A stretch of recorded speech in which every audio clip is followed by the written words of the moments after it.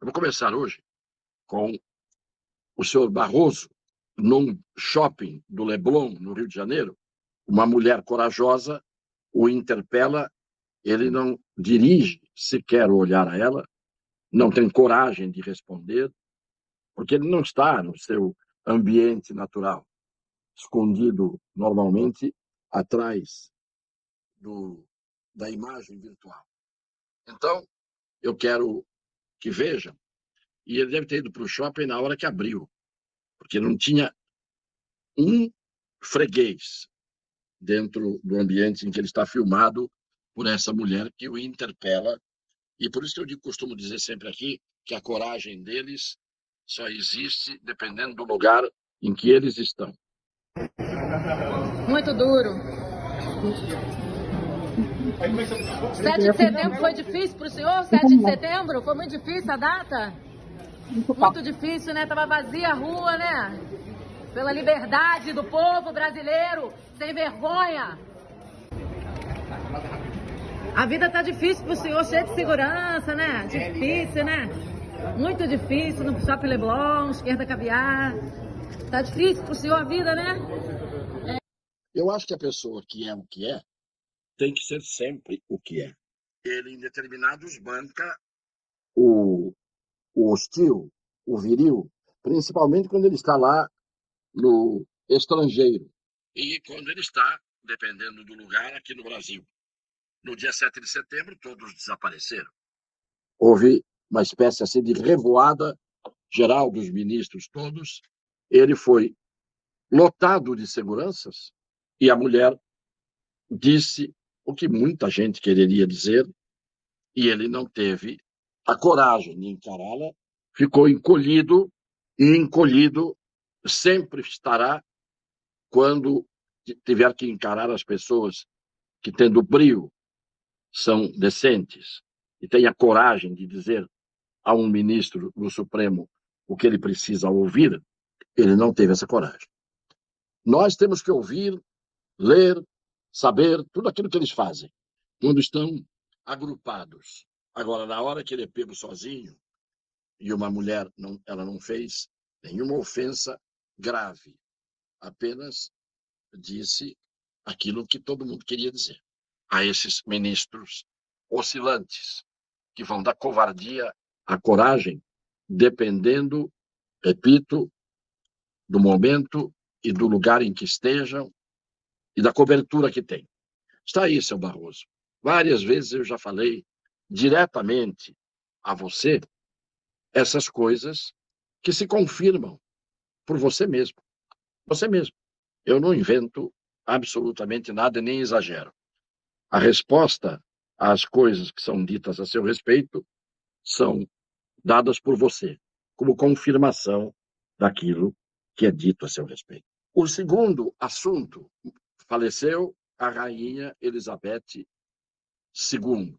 Já assumiu o seu filho, agora rei Charles, e tudo seria mais um acontecimento universal, uma notícia que ninguém pode negar que é uma notícia mundial, e a reação de cada pessoa, dependendo do que ela é, do seu instinto, da sua índole, da sua maneira de ser, a reação de cada um vai se manifestar nesse sentido, da revelação do que a pessoa é.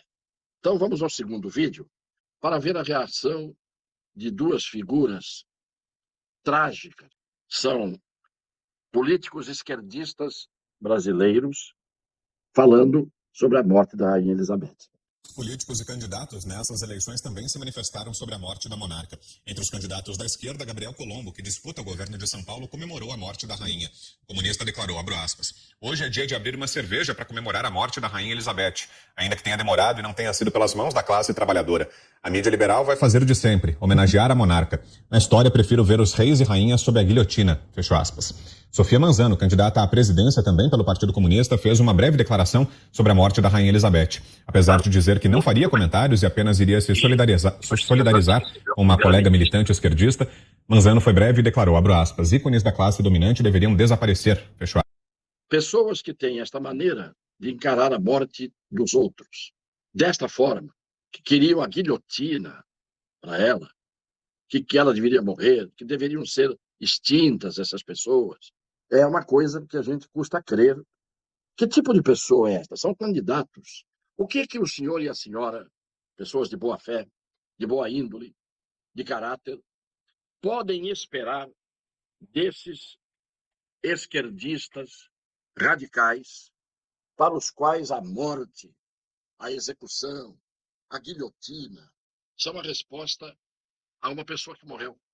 Não importa se é rainha, porque eles pensam isso de todos aqueles que não pensam como eles, ou que não são como eles. Eu acho que não é nem sequer um problema de caráter, é um problema de degeneração humana.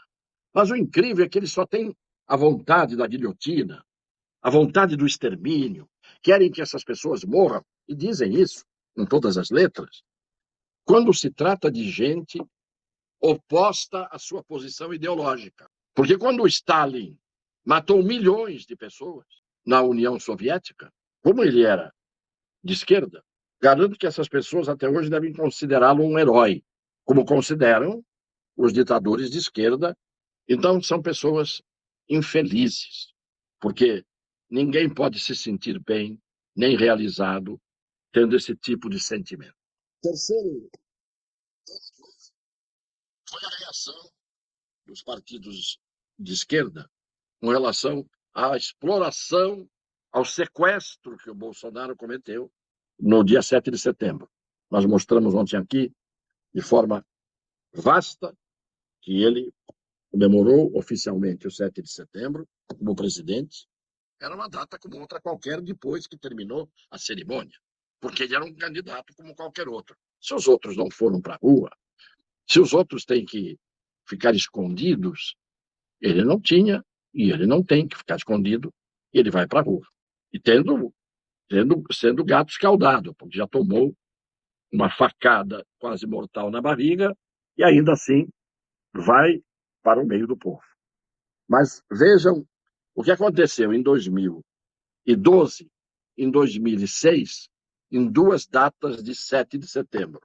Segue falando do 7 de setembro, crítico da participação do presidente Jair Bolsonaro em atos de 7 de setembro, o PT, no aniversário da independência em 2012. Então, o presidente Dilma Rousseff usou um pronunciamento em cadeia de rádio e televisão para anunciar uma forte redução das tarifas de energia elétrica, além de prometer uma retomada do crescimento da economia no próximo ano. Vou ter o prazer de anunciar a mais forte redução que se tem notícia neste país nas tarifas de energia elétrica das indústrias e dos consumidores domésticos. A medida vai entrar em vigor no início de 2013. A partir daí, todos os consumidores terão sua tarifa de energia elétrica reduzida.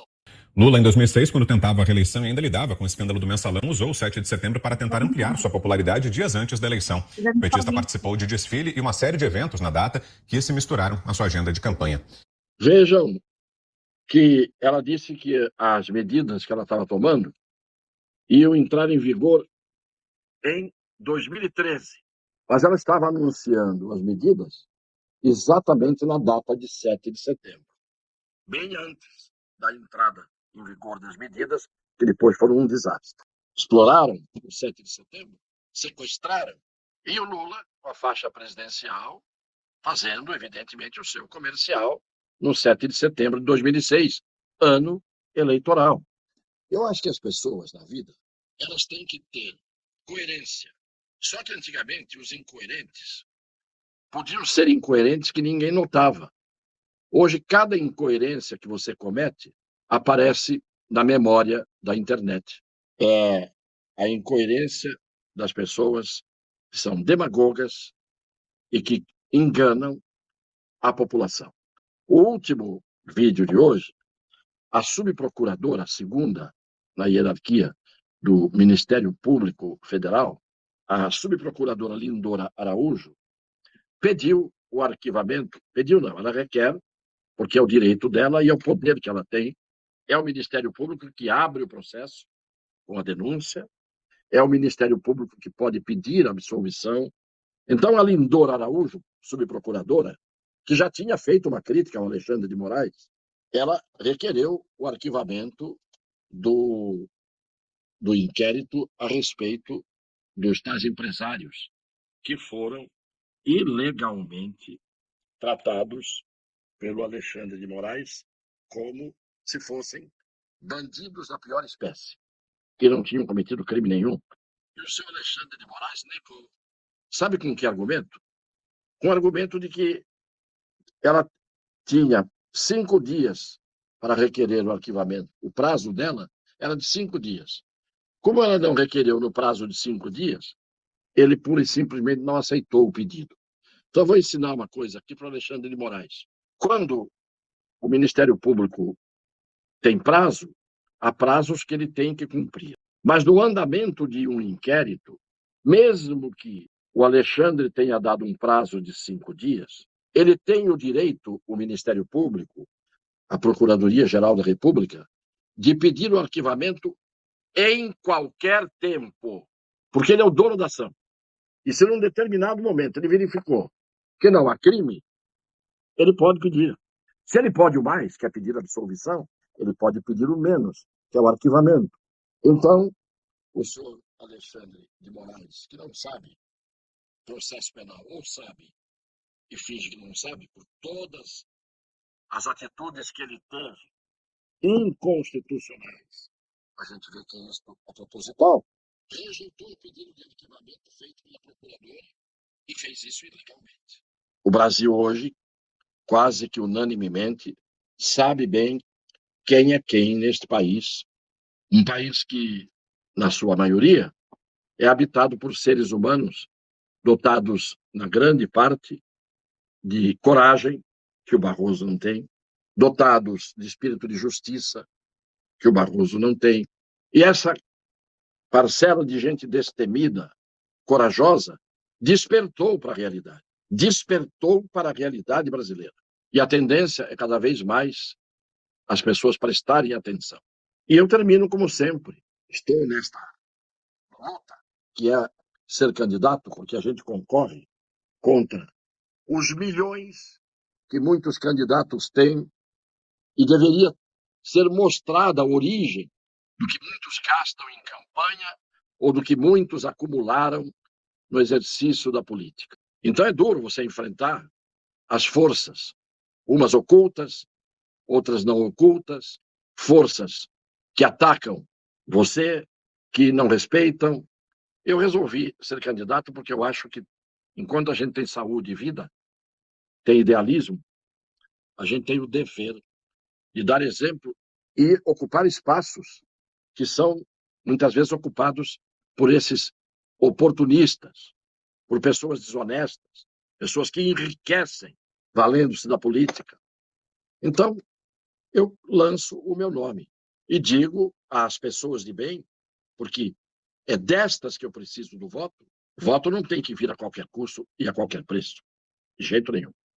Então, eu digo, eu sou candidato.